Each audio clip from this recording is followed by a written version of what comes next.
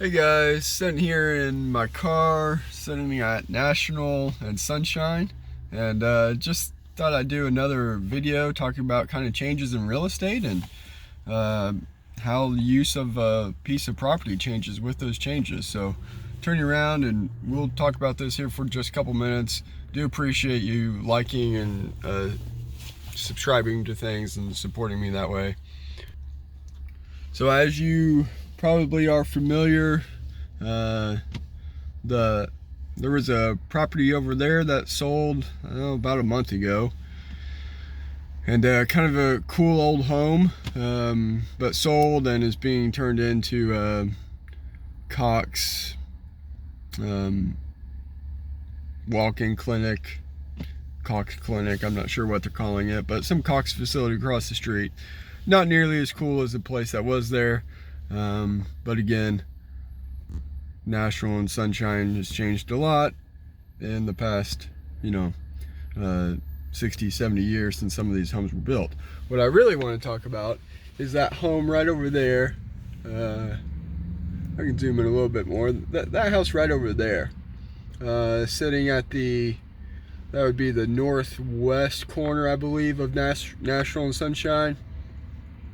So that house, also a cool place, but has been listed for years, consistently trying to sell it. And here's what's really interesting about it.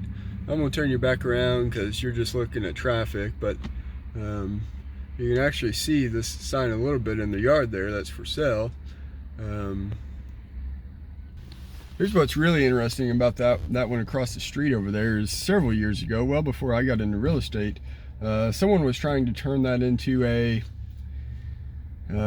hospitality sort of place where people staying at Mercy could stay over there. I don't remember exactly what they're calling it, but something trying to make it easier for patients and families of patients to have a place to stay who had an extended care and possibly didn't have means, just trying to help out with things like that.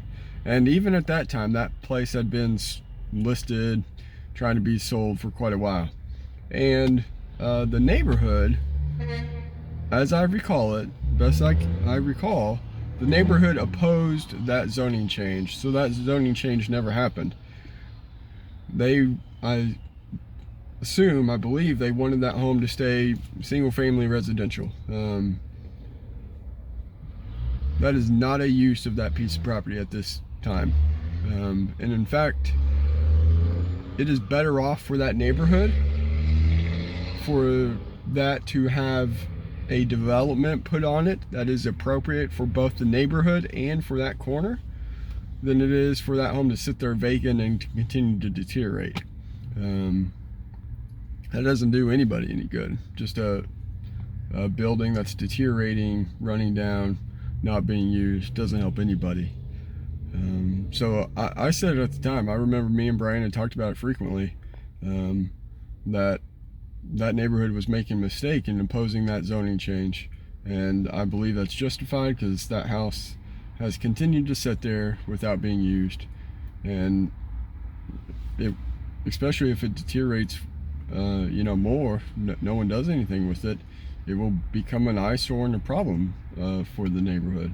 So we'll see what happens with it, but my point is, again, highest and best use of land is what we talk about in real estate, and the best use of these corners for many years now has not been single family. And another thing, I mean, if you go up that direction where we can't see, but if you go west on Sunshine, you've got all those houses between there and, we'll say Campbell. It doesn't go quite that far, but those are certainly no longer ideal single family residential. So we'll see what happens with that in the coming years.